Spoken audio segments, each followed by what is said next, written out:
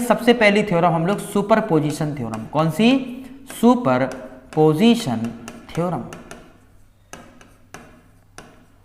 Superposition theorem, ये क्या है सुपरपोजिशन थ्योरम देखेंगे। तो हम लोग प्रीवियस वीडियो लेक्चर में power dissipated, power absorption, power deliver, है ना, ये सब कॉन्सेप्ट अच्छे से पढ़ चुके।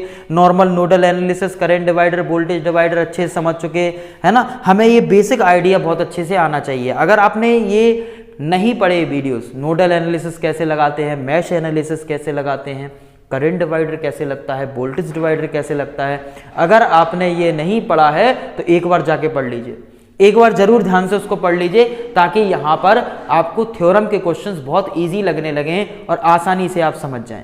ठीक है, तो बात करने वाले हैं यहां पे सुपरपोजिशन थ्योरम की। सुपरपोजिशन थ्योरम की हम लोग यहां पे बात करेंगे। और सबसे पहले सुपरपोजिशन के लिए हम लोग एक सर्किट लेते हैं कि कैसा सर्किट इसमें होता है, ध्यान देंगे जरा। मैंने यहां पे एक करंट सोर्स ले लिया, एक यहां पे वोल्टेज सोर्स ले लिया, वोल्टेज सोर्स भी यहां पर एग्जांपल के तौर पे हम क्वेश्चन को लिखें तो ज्यादा अच्छा रहेगा, है ना, ज्यादा अच्छे से चीजें आपको क्लियर होंगी।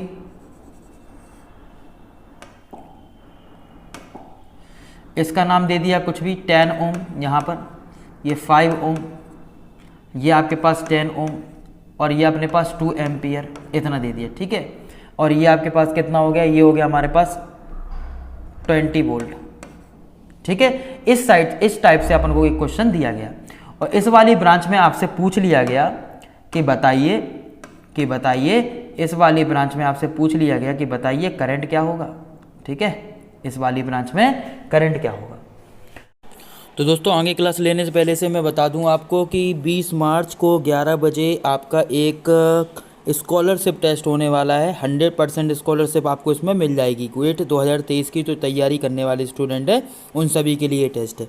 चलिए 9 मार्च से स्पेशल बैच स्टार्ट हो रहे हैं और स्पेशल 20 मार्च से भी स्टार्ट हो रहे हैं बाईलिंगुअल लैंग्वेज में। इलेक्ट्रिकल, सिविल, मैकेनिकल सभी ब्रांचेस के लिए बैचेस हैं।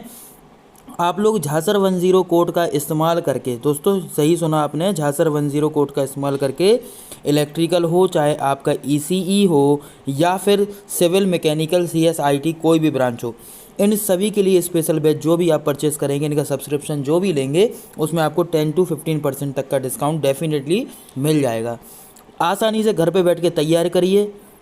2023 और 24 गेट जो आप देने वाले हैं उन सभी को बहुत बहुत शुभकामनाएं। ठीक है, बाईलिंगुअल लैंग्वेज में है ये और पहली बार अनअकैडमी ने ये निकाला है आप लोगों के लिए, ताकि घर बैठ के आप सुकून से बढ़िया तैयारी कर पाओ। तो आप लोग केयर करिएगा इस बात का, है ना। 4 मंथ का फ्री आपको एक्स्ट्रा इसमें एक्सटेंशन मिल रहा है। 47,200 का आपका एक 1 ईयर का है और 4 मंथ आपको एक्स्ट्रा मिल रहा है। ये 24 मंथ के लिए भी वैलिड है। तो 10 मार्च इसका वैलिड ऑफर है, अभी आप ले सकते हैं हाल ही में। चलिए आगे बढ़ते हैं हम लोग और टॉपिक को अच्छे से समझते हैं। अब ये सॉल्व करना है आपको only using the superposition theorem. तो सबसे पहले आपको सुपरपोजिशन के कॉन्सेप्ट्स को समझना होगा कि सुपरपोजिशन थ्योरम होती क्या है। ध्यान से सुनेंगे, है ना, ध्यान से एक एक चीज सुनेंगे, आराम से नोट करेंगे, कोई दिक्कत नहीं है, कोई जल्दबाजी नहीं है, बस ध्यान से आपको पता होना चाहिए सुपरपोजिशन थ्योरम लगती कैसे है, ये हमें बहुत अच्छे से आइडिया होना चाहिए मित्रों। तो अगर मैं सुपरपोजिशन थ्योरम की आपसे बात कर रहा हूं तो if any circuit containing two और मोर टू या ऐसा बोल सकते मोर देन 2 सोर्सेस। अब वो सोर्सेस किसी प्रकार के हो सकते हैं, डिपेंडेंट सोर्सेस भी हो सकते हैं, इंडिपेंडेंट सोर्स भी हो सकते हैं। If any circuit containing 2 or more than 2 source then the superposition theorem is apply. तो सुपरपोजिशन थ्योरम लगने की पहली कंडीशन क्या है? अगर मैं आपसे बोलूं सुपरपोजिशन लगाना है और इसकी कंडीशन बताइए सर, इसकी कंडीशन क्या है, तो इसकी सबसे पहली कंडीशन क्या है, ध्यान देंगे जरा, है ना। अगर आपको सुपरपोजिशन थ्योरम अप्लाई करना है तो पहली कंडीशन है इट शुड कंटेन, है ना, 2 और मोर देन 2 सोर्सेस, है ना। ये 2 या 2 से अधिक सोर्सेस में होना चाहिए, पहली कंडीशन तभी लगेगी, है ना। कंडीशन ध्यान से सुनते रहेंगे। दूसरा क्या होता, यह लीनियर और बाइलेटरल सर्किट में लगेगी। किसमें लगेगी? Linear and bilateral circuit. Sir इसका मतलब क्या हुआ? बिल्कुल अभी बताते हैं। लीनियर मतलब ऐसे सर्किट जिसमें रजिस्टर, या तो रजिस्टर का यूज किया गया हो, या इंडक्टर का यूज किया गया हो, या कैपेसिटर का यूज किया गया हो, ये तो मीन्स हो गया लीनियर। यानी कि रजिस्टर की जगह ट्रांजिस्टर नहीं होना चाहिए, डायोड नहीं होना चाहिए। अगर डायोड ये सब आ गए तो सर्किट नॉन लीनियर बन जाएगा। देखिए बनेगा कि नहीं बनेगा, तो लीनियर होना चाहिए। सर बाइलेटरल मींस, तो बाइलेटरल का दोस्तों ये मतलब हो गया कि करंट इस साइड भी जा सकती है, इस साइड भी जा सकती है, इस साइड भी जा सकती है, इस साइड भी, इस साइड या फिर इस साइड, मतलब किसी भी एक साइड जा सकती है ना। लेकिन अपने पास कोई भी सोर्स होता है अगर प्लस माइनस, तो करंट तो इसमें हमेशा ऐसे ही जाएगी। ये करंट सोर्स ये लगा हुआ है तो करंट तो हमेशा ऐसे ही आएगी, इसमें थोड़ी आएगी करंट, है ना। तो ये हमेशा यूनिलेटरल फिल हो जाएगा। तो यानी कहने का मतलब ये है कि जो एलिमेंट होंगे वो कैसे होना चाहिए, लीनियर और बाइलेटरल। लीनियर मतलब आरएलसी और बाइलेटरल मतलब यही बाइलेटरल भी होते। तो लीनियर एंड बाइलेटरल नेटवर्क में किस एलिमेंट का उपयोग किया जाता है, रजिस्टर या इंडक्टर या कैपेसिटर। लेकिन प्योर तरीके से लीनियर और बाइलेटरल कौन होता है, ओनली रजिस्टर। कौन सा होता है, ओनली रजिस्टर। तो register is a pure linear and bilateral, है ना। सर्किट में ज्यादातर ये आता है। खैर हम सुपरपोजिशन के क्वेश्चन को अगर जिसमें एलसीबी होगा वहां पे भी सॉल्व कर सकते हैं, बट हम लोग मेन बात करते हैं रजिस्टर की, है ना। तो यह सर्किट कैसा होना चाहिए, लीनियर और बाइलेटरल नेटवर्क की तरह होना चाहिए। तीसरा पॉइंट क्या है, इसमें जब वन सोर्स लेते हैं तो दूसरा सोर्स अपने इंटरनल वैल्यू से चेंज हो जाता। सर इस पॉइंट का क्या मतलब है, अगर वोल्टेज सोर्स होगा तो पता है किसकी तरह काम करेगा, ये काम करेगा शॉर्ट सर्किट की तरह। किसकी तरह काम करेगा, शॉर्ट सर्किट। और अगर करंट सोर्स होगा तो ये किसकी तरह काम करेगा, अगर करंट सोर्स होगा तो ये काम करेगा आपका ओपन सर्किट की तरह। किसकी तरह, ओपन सर्किट। सर इसका मतलब क्या हुआ इस पॉइंट का, इस पॉइंट का मतलब ये हुआ दोस्तों कि वोल्टेज सोर्स काम करता है शॉर्ट सर्किट की तरह, करंट सोर्स काम करता है ओपन सर्किट की तरह। किसमें, किस स्थिति में काम करता है, ये किस स्थिति में काम करता है, जब सुपरपोजिशन थ्योरम की यहाँ पे भी बात कर रहे हैं। भी ध्यान से सुनेंगे, ध्यान से सुनते रहेंगे, चीजें क्लियर होंगी। तो जब एक सोर्स लिया रहता है, दिया जाता है, या हम लोग दो सोर्स में से कोई एक को सॉल्व कर रहे हैं, तो दूसरा जो होगा या इसके अलावा जितने भी सोर्सेज होंगे वो अपनी इंटरनल वैल्यू से चेंज हो जाएंगे। ये इसकी कंडीशंस होती है। नेक्स्ट पॉइंट क्या है, this theorem is suitable for, not suitable for power calculation. हम पावर को कैलकुलेट नहीं करते इसके द्वारा, not suitable for power calculation. इसके द्वारा पावर को कैलकुलेट नहीं करते, तो फिर क्या करेंगे, पावर को कैलकुलेट नहीं करते, नहीं, इसके द्वारा हम पावर को कैलकुलेट नहीं करते। और केस में काम करता है ये, और क्या कंडीशन है, ये थ्योरम डिपेंडेंट पे काम नहीं करेगी। यानी कि इसमें डिपेंडेंट सर्किट अगर आ जाए, यानी कि डिपेंडेंट सोर्सेज आ जाए, तो ये थ्योरम काम नहीं करती है ना। It is not valid for dependent source of circuit. यानी कि सर्किट में अगर डिपेंडेंट सोर्स लगे हैं तो ये थ्योरम नहीं लगेगी। कौन सी थ्योरम, सुपरपोजिशन थ्योरम। तो चलिए हम लोग क्या करते हैं, अब एक क्वेश्चन देख लेते हैं, उसके बाद आप ये पॉइंट कॉपी में लिखेंगे। इसके बाद मैं एक कॉपी में आपको पॉइंट लिखवाऊंगा। तो अभी तो मैं आपको पहले ये पढ़ा दूं, पहले अच्छे से एक्सप्लेन कर दूं, ताकि आपको चीजें बहुत अच्छे से क्लियर हो जाएं। तब तो मजा आएगा ना, है ना, तब तो आपको मजा आएगा, ध्यान से समझेंगे। तो आपके सामने ये दिया गया है, बाकी कंडीशंस हैं, ठीक है। हम लोग क्वेश्चन को सॉल्व कर रहे हैं। कैसे सॉल्व करना है ध्यान देंगे।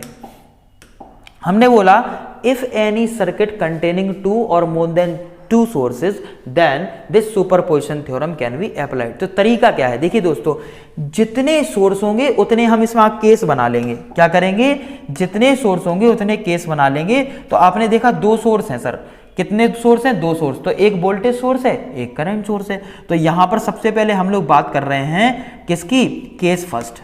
ये केस फर्स्ट क्या है, केस फर्स्ट है when 20 volt voltage source is acting alone. अगर इस 20 वोल्ट वोल्टेज सोर्स को अकेला लिया जाए, when 20 volt voltage source is alone, अगर ये अकेला काम कर रहा है, when 20 volt voltage source is alone, अगर ये अकेला काम कर रहा है, तो उस स्थिति में क्या होगा, इसको अकेला लिया जाएगा, ये अकेला लिया जाएगा 10 ओम, है ना। और इसके अलावा जो अपने पास सोर्स है, कौन सा सोर्स है, करंट सोर्स, ये किसकी तरह काम करेगा, ओपन सर्किट। अच्छा, यस। तो मैंने क्या बोला, जब हम एक सोर्स लेते हैं तो इसके अलावा जो भी सोर्स होगा वो अपनी इंटरनल वैल्यू से चेंज हो जाएगा, और करंट सोर्स का इंटरनल रेजिस्टेंस होता है 0। तो करंट सोर्स का जब इंटरनल रेजिस्टेंस 0 होता है तो ये किसकी तरह काम करेगा, ओपन सर्किट। तो मैंने यही पॉइंट तो लिखा कि करंट सोर्स किसकी तरह काम करता है, open circuit, voltage source short circuit. तो जब ये ओपन सर्किट दोस्तों हमारे पास हो गया तो बताइए इसमें कोई करंट आएगा क्या, इसमें कोई करंट नहीं आएगा, यानी कि पूरा का पूरा करंट यहीं से निकलेगा, है ना। तो यहाँ पे जो भी आपके पास रेजिस्टेंस दिया था, जैसे यहाँ पे आपको दिया था 5, ये 5 ओम दिया था, हालांकि इसका यूज तो कोई हैवी नहीं है अपने पास, है ना। तो करंट ऐसा फ्लो होगा। तो बताइए अगर करंट ऐसे फ्लो हो रहा है तो इसमें आपको करंट निकालनी थी, इसको हम क्या नाम दे देंगे, I1। तो I1 इक्वल टू कितना आएगा अपने पास, 20/10 + 10। तो यहाँ पे आया 20/20, यानी कितना आया, 1 एम्पियर। तो यहाँ पे I1 की वैल्यू निकल के आ गई 1 एम्पियर। I1 की वैल्यू कितनी निकल के आ गई, I1 की वैल्यू निकल के आ गई 1 एम्पियर। ठीक है सर, I1 की वैल्यू 1 आ गई। अब I2 भी होगा क्या, हाँ बिल्कुल होगा। केस 2 की बात करेंगे, क्योंकि जितने सोर्स उतने केस बनाएंगे आप, जितने सोर्स उतने केस, बस इस पॉइंट को आप याद रखें मेरे। तो यहां पर जो सोर्स था वो किसकी तरह काम करेगा, देखिए वोल्टेज सोर्स है तो शॉर्ट सर्किट की तरह काम करेगा। क्यों, क्योंकि कंडीशन हमने ली when 2 ampere current source is acting alone, जब ये अकेला काम कर रहा है, तो अकेला काम कर रहा है। यहां पे कितना है अपने पास, 10 ओम, ये आपके पास 10 ओम, 5 ओम, ये 2 एम्पियर। इस तरीके से हमको ये दे दिया गया। ठीक है सर, बिल्कुल। अब यहां पर जो करंट निकालेंगे इसको मैं I2 नाम दूंगा। क्या नाम दूंगा, I2। तो अब ऐसे सर्किट में हम क्या करेंगे, ऐसे सर्किट में अभी तो हमने जब इसको सॉल्व किया तो नॉर्मल क्या लग गया, ये KVL लग गया। क्या लग गया, KVL। ये आपको अगर KVL आता तो हो गया क्वेश्चन। जिसको भी KVL, KCL, current divider, voltage divider, nodal mesh नहीं आते वो हमारा प्रीवियस वीडियो देख लीजिए, बहुत अच्छे से आपको समझ में हो जाएगा, क्लियर हो जाएगा कैसे ऐसे क्वेश्चन को डील करते हैं ना। देखा ही होगा आपने, एक एक चीज नोट्स पलट के देख लीजिए। तो अगर I2 की वैल्यू निकालना तो करंट की डायरेक्शन क्या है, यही है।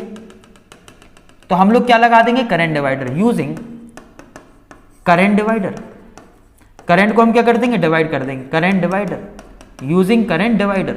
तो करंट डिवाइडर हम लोग लगाएंगे तो आपको निकालना I2, तो डायरेक्शन सेम है, तो 2 × जिसमें करंट निकालना है, जहां करंट दिया है इन दोनों के ही रेजिस्टेंस को छोड़कर, जिसमें करंट निकालना है जहां करंट दिया है इन दोनों के ही रेजिस्टेंस को छोड़कर, क्या लिखेंगे, 10 अपॉन ये 10 + 2, जिसमें करंट आपको निकालना है, किसमें निकालना, 10 में निकालना।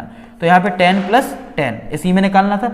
सर इस 5 का कोई यूज नहीं है क्या, 5 ओम का, नहीं, इस 5 ओम का कोई यूज नहीं है। क्यों यूज नहीं है, बिकॉज अगर किसी भी करंट सोर्स के सीरीज में कोई भी रजिस्टर आ जाए तो इसका कोई भी यूज नहीं होता है। मैंने कई बार बताया इसका कोई भी यूज नहीं है, यानी किसका यूज नहीं है, रजिस्टर का। ठीक है, पावर डिसिपेटेड होगा वो बात अलग है, ठीक है, लेकिन यहां पर इसका कोई यूज नहीं होगा। अगर करंट सोर्स के सीरीज में कोई भी रजिस्टर लगा हो तो उस रजिस्टर का करंट सोर्स पर कोई इफेक्ट नहीं पड़ता है। ये बात आपको क्लियर होना चाहिए। तो सर I2 की वैल्यू क्या होगी, तो I2 इक्वल टू दोस्तों अपने पास निकल के आ जाएगा 20/20, दैट मींस 1 एम्पियर। तो सर टोटल करंट कितना आएगा, टोटल करंट देखेंगे, टोटल करंट, तो टोटल करंट यहां पे निकल के आ गया I = I1 + I2, 1 ampere + 1 ampere कितना आया, 2 एम्पियर।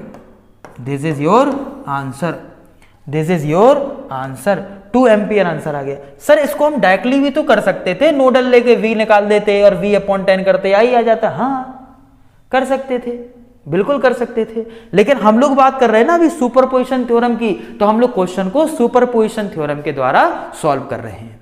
ठीक है ना, हम लोग अभी सारे क्वेश्चन जब लगा लेंगे तो एक क्वेश्चन को हम हर तरीके से सॉल्व करने का प्रयास करेंगे, ताकि आपको पता चल जाए कि हाँ मेथड हम कोई भी लगाएं आंसर तो सेम ही आएगा, मेथड आप कोई भी लगाएं आंसर तो सेम ही आएगा। तो हमें ये आइडिया बहुत अच्छे से हो जाएगा। ठीक है ना, तो ये आपकी हो गई पूरी थ्योरम। तो जितने सोर्स थे उतने केस लगा देंगे, एक बार में एक सोर्स लेंगे और बाकी क्वेश्चन डील हो जाएगा। क्लियर। तो सबसे पहले हम लोग लिखेंगे यहां पर, सबसे पहले हम लोग लिखेंगे यहाँ पे थ्योरी इसकी। तो हेडिंग डाली आपने सुपरपोजिशन थ्योरम, पहली हेडिंग डालेंगे सुपरपोजिशन थ्योरम, इसके बारे में लिखेंगे। सुपरपोजिशन थ्योरम हेडिंग डालिए, इसमें लिखिए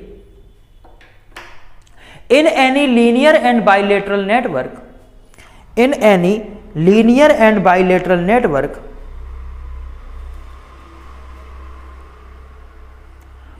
in any linear and bilateral network, if two or more sources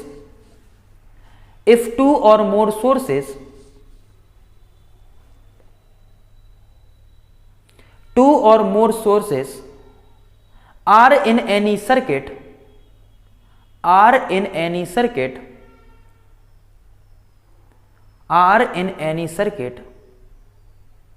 so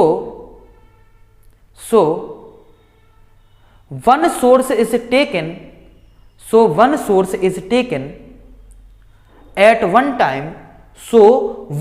is taken at one time and another source change with their internal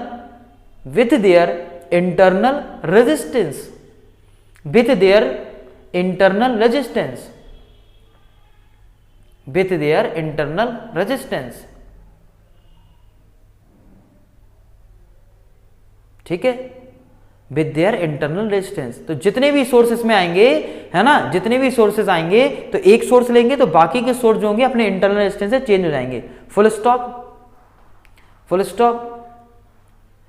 next line लिखेंगे, this theorem is valid for calculation of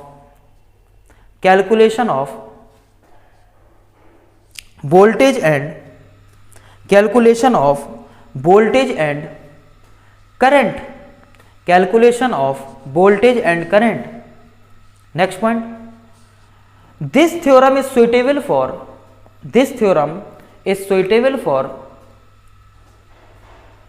linear and bilateral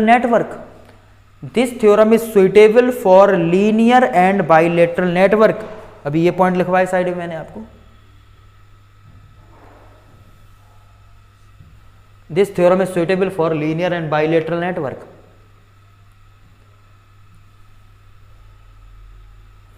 This theorem is suitable for linear and bilateral network. Next point.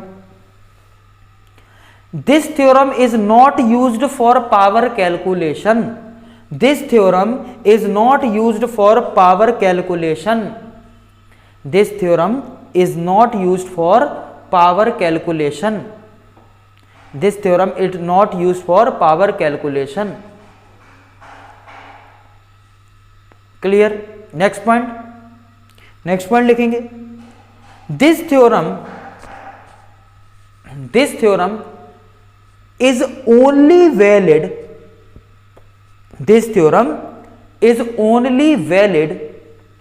for independent source of circuit. This theorem is only valid for independent source, bracket में लिख सकते हैं आप, independent source के bracket में independent voltage source and independent current source लिख लीजिए। Independent source bracket में लिखेंगे independent voltage source and independent current source, independent voltage source and independent current source bracket close of circuit. तो independent voltage source और independent current source of circuit, ठीक है, हम लोग ऐसे लिख देंगे। Next line, this is not valid for dependent source of circuit. This is not valid for dependent source of circuit. This is not valid for dependent source of circuit, dependent source of circuit, ठीक है। This is not valid for dependent source of circuit, ये हमको बहुत अच्छे से clear होना चाहिए। और लास्ट पॉइंट की बात करेंगे, इट शुड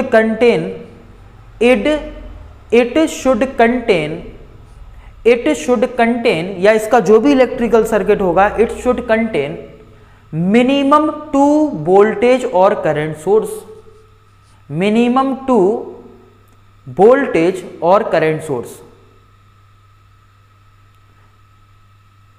वोल्टेज और करंट सोर्स, और ब्रैकेट में लिखेंगे, और मैंने क्या बोला, इट कंटेन मिनिमम 2 वोल्टेज और 2 करंट सोर्स, या तो 2 वोल्टेज सोर्स होंगे या 2 करंट सोर्स, और 1 current end voltage source, 1 current and 1 voltage source, 1 current and 1 voltage source. तो या तो 2 वोल्टेज सोर्स होंगे या 2 करंट सोर्स होंगे या 1 वोल्टेज और 1 करंट सोर्स होगा। ठीक है, तो ये आपको दोस्तों बहुत अच्छे से क्लियर होना चाहिए पॉइंट जो भी मैंने आपको यहाँ पे डिस्कस किया। और एक पॉइंट और लिख लीजिए, एक पॉइंट और लिख लीजिए, when one source is taken, when one source is taken, when one source is taken, so another voltage source, अगर अनदर दूसरा कोई वोल्टेज सोर्स है, so another voltage source act as a short circuit. when one source is taken, then the another voltage source act as a short circuit, और current source और current source, अगर voltage source दिया है तो short circuit, या current source दिया है तो और current source act as a open circuit, और current source act as a open circuit.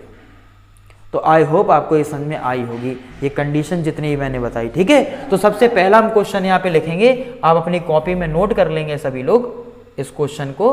ठीक है ना, सभी लोग इस क्वेश्चन को नोट कर लेंगे अपनी कॉपी में, इसको बना लीजिए सभी लोग अपनी कॉपी में नोट कर लेंगे। पूरा 1 बाय 1 ऐसे बनाएंगे, स्टेप बाय स्टेप लिखेंगे, एक एक पॉइंट लिखेंगे। ठीक है ना, बिल्कुल नोट करिए, है ना। तो इसको आपने नोट कर लिया, स्क्रीनशॉट जरूर ले ले, एक बार स्क्रीनशॉट जरूर ले लो। ठीक है, तो इसको नोट कर लेना अच्छे से। अगर स्क्रीनशॉट ना आए तो कोई दिक्कत नहीं है ना, क्योंकि ये बस पॉज करके आप देख सकते हो, उसके बाद आप नोट कर लेना, अच्छे से नोट करते जाए लाइन से। चलो ठीक है, तो ये क्वेश्चन आपको क्लियर हो गया होगा। चलिए हम लोग आगे बढ़ते हैं, नेक्स्ट क्वेश्चन को सॉल्व करेंगे जरा।